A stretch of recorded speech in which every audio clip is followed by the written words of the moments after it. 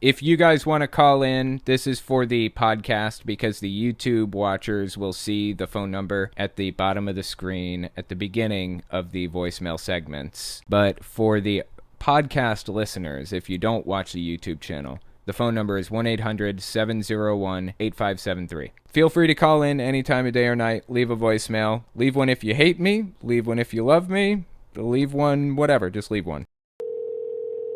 Hey, this is Owen. If you're comfortable, leave your first name and state at the sound of the tiny truck backing up. Hi, Owen. This is Ann from Florida. I'm a big, long-time fan of your show. I had a question, thought to ponder. What would you think if today, President Donald Trump had a heart attack or a stroke or was otherwise dead or incapacitated? What do you think would happen to the Republican Party as it stands right now, given its cult-like nature? I had a few thoughts, one being that QAnon would claim that he had been murdered. Let me interject here real quick and we'll finish. First, what you were saying, you think QAnon would believe that he was murdered? Absolutely. Dude is in his late 70s, I think, right? I mean, how long does he have? His dad, I believe, died of Alzheimer's in his mid-90s. If we're basing it on this, on how old Trump's dad was, Trump has another 10 or 15 years, right? And that's probably not enough time for QAnon to go away. I don't believe QAnon is ever going to go away fully. Its beliefs may morph and change into something a little bit different than it is now, but they'll always be there in the background, I think. When Trump dies, in the next 10, 15, maybe 20 years, if he's lucky, there absolutely will be conspiracy theories about it. No doubt. And they're most likely going to be widespread conspiracies, too. That there'd be the number of calls for the election being stolen would drop because that would mean Mike Pence would take office. And third, there'd be a huge amount of disorder in the party for lack of leadership or perceived leadership. So I'm just wondering what your thought is. Again, I really love your show and appreciate you giving feedback. Thanks. Yeah, I appreciate that. Assuming that Trump had like a heart attack tomorrow or something, there absolutely would be a lot of turmoil in the Republican Party. It would be a train wreck. But I think that the party itself would fare better after Trump was gone or otherwise uninvolved in politics, because Trump is trying to drag the party down an extremist road. He's not dragging them closer to the center. And if Trump was otherwise incapacitated and uninvolved in politics completely permanently, I think that the party would be in better shape for that reason. We would all have to deal with the extremism as a society, but Trump is actively doing everything he can to take control of the party. He wants to own it or see it burned to ashes around him, basically. He will do anything up to and including telling Republicans not to vote in 2022. This is an article from Newsweek. It was written on October 15th, 2021 by Ewan Palmer. Title is MAGA Supporters Left Confused by Donald Trump's Call to Not Vote in Midterms or in 2024. A number of Donald Trump supporters have criticized the former president's statement suggesting that Republicans not vote in the 2022 midterms or the 2024 election until the false claims of voter fraud in the previous election are solved. Trump has continued to push his baseless claims that the election he lost to President Joe Biden was rigged, despite no evidence confirming this 11 months since the vote took place. In a statement on Wednesday, Trump made the confusing threat that his supporters should not vote in the two upcoming elections unless the GOP can fix the baseless claims of widespread voter fraud. Quote, if we don't solve the presidential election fraud of 2020, which we have thoroughly and conclusively documented, Republicans will not be voting in 2022 or 24. It is the single most important thing for Republicans to do, he said. Trump is ready to go down with the ship, period.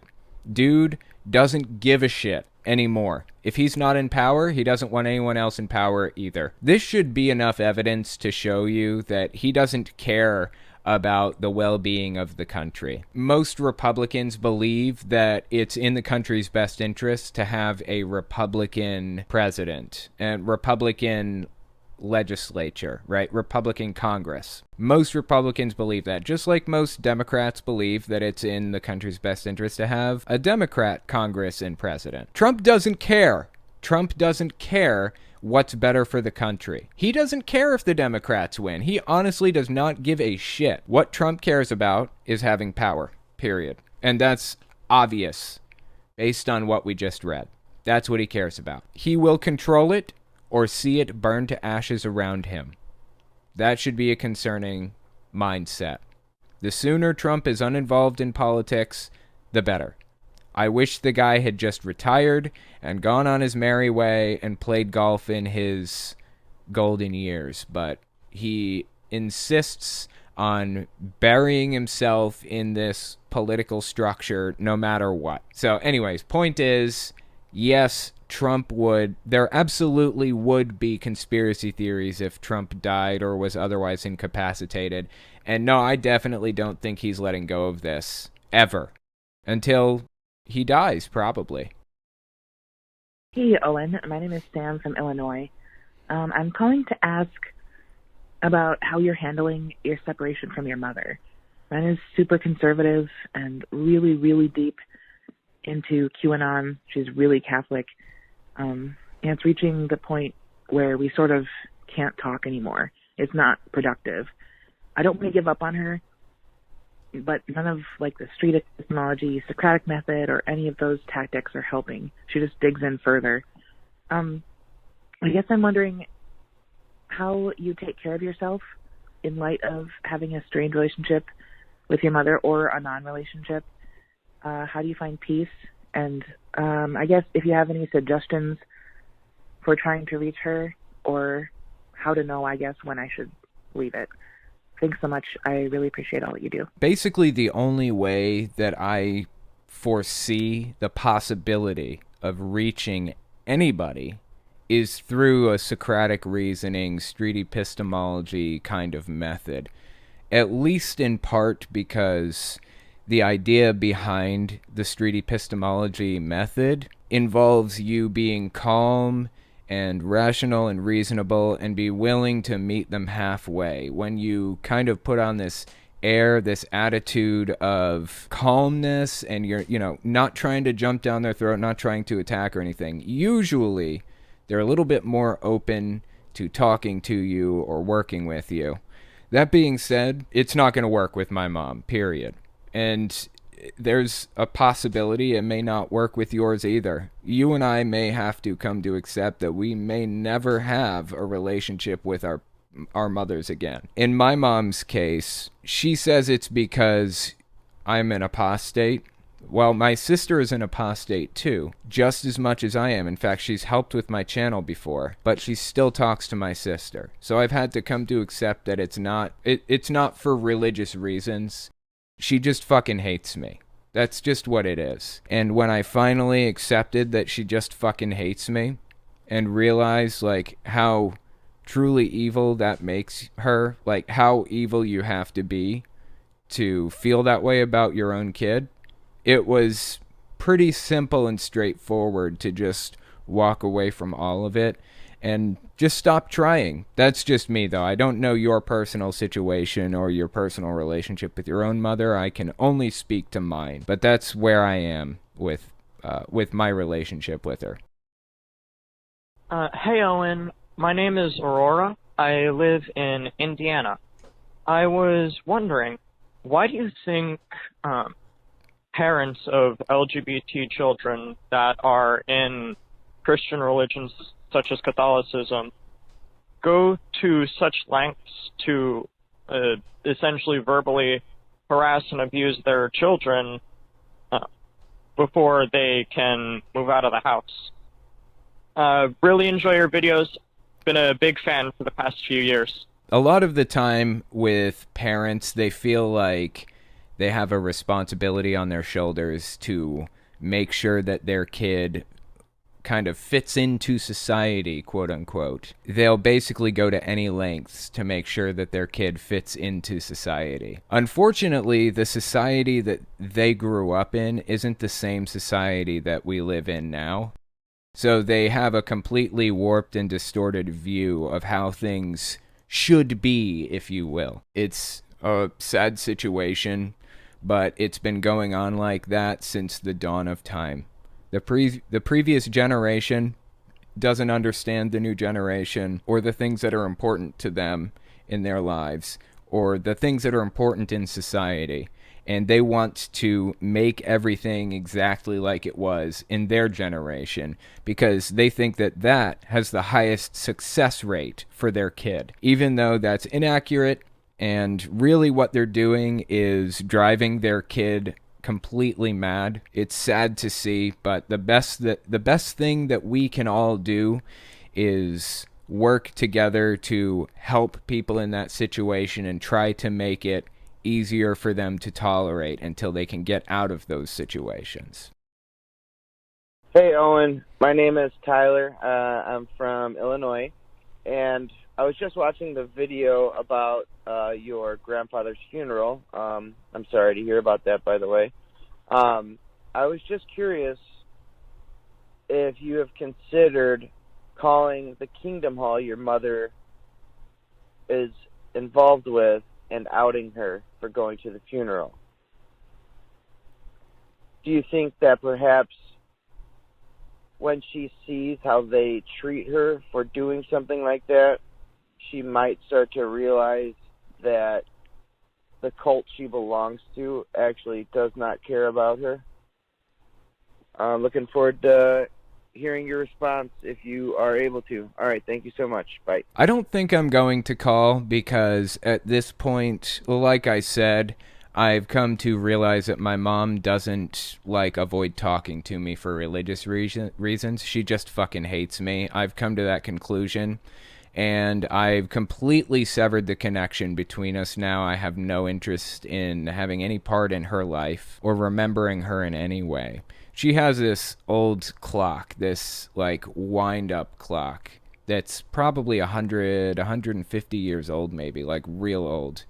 And when I was little, I used to wind that thing up, you know. I have a lot of memories of winding that clock every day. I wanted that clock. When she died, I wanted to have it. I've recently come to the conclusion, the decision maybe, that I don't actually want that clock because it would be a constant reminder of my mom. And my mom does need people to remember her because she does not have many. She certainly doesn't have many people who will remember her fondly. But I don't want to add my name to that list of the people that will remember her.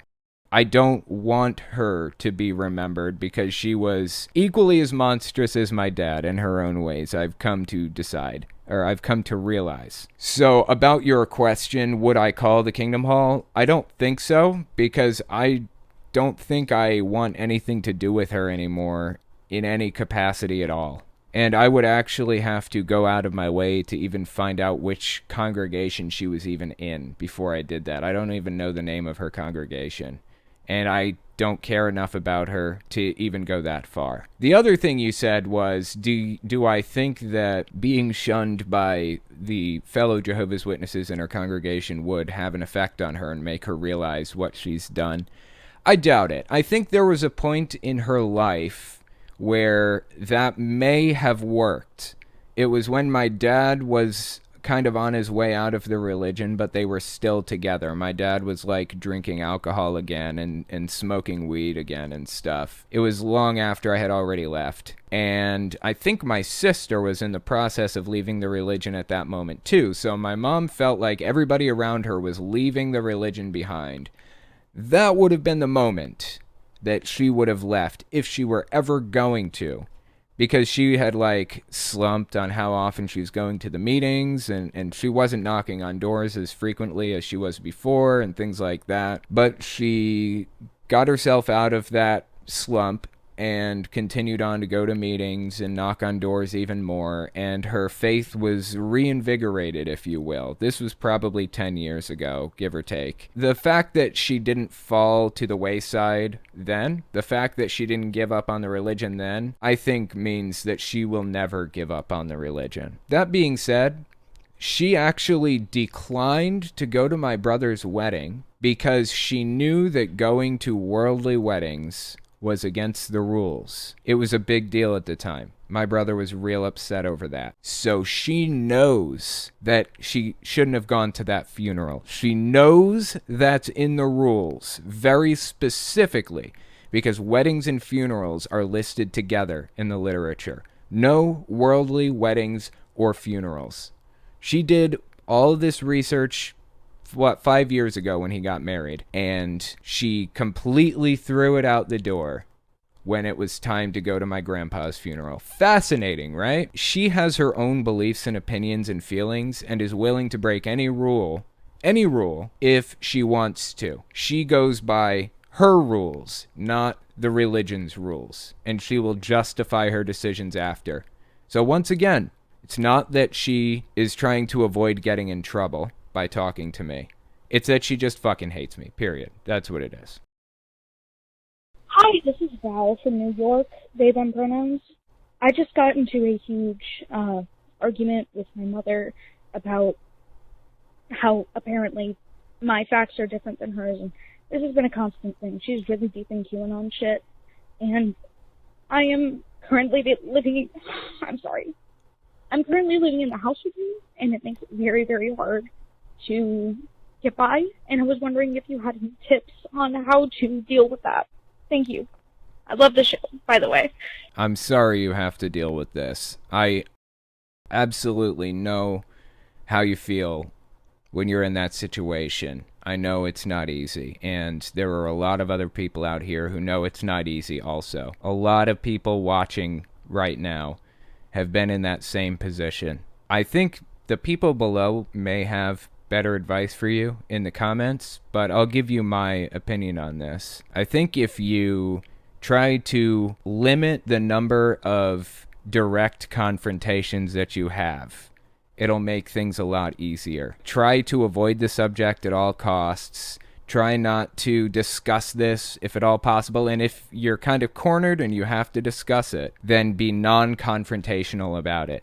Ask questions. Just ask questions and ask them in a way that isn't going to throw her guard up and make her feel like she's being attacked. Just basic stuff, you know? Why do you feel this way? Can you show me? I want to know. If you are right, then I want to be right too. That kind of thing. Ask questions in that way. If you do that, you may be able to get her to tip her hand, if you will. You may be able to point out logical inconsistencies. But if you do get to that point, make sure you do that in a non-confrontational way too. You don't want her to feel like she's being attacked, because then her guard's going to go up and all bets are off. You're not going to get anywhere. A conversation isn't going to progress in a productive way. That being said, check the comments in this clip and maybe people will have more advice for you. Again, just try to avoid direct confrontation if possible, and good luck. I hope things